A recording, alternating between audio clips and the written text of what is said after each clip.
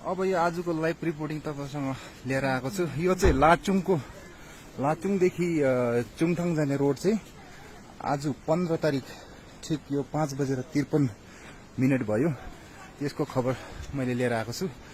यो चाहिँ आज रातिको पानीले गर्दाखेरि चाहिँ यत्रो भल आएछ यहाँनिर र भल आउनुको कारणले गर्दाखेरि चाहिँ लाचुङ टु युमथाङको बाटो चाहिँ फिलहाल क्लोज। यहाँ चाहिँ यस्तो खालको लेदो छ जहाँ चाहिँ मान्छे पनि हिँड्नु गाह्रो छ यसमा।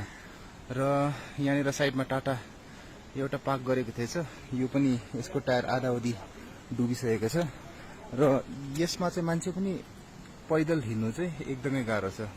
यो चाहिँ कहाँ भन्ने चाहिँ हाम्रो लाचुङको चेकपोस्ट क्रस गरेर अलिकति माथि यो आर्मीको डोगरा क्याम्पको छेउमा ठिक यो माथिबाट खोल्चा बढेर भल आएर चाहिँ आज राति चाहिँ यस्तो क्षति भएछ।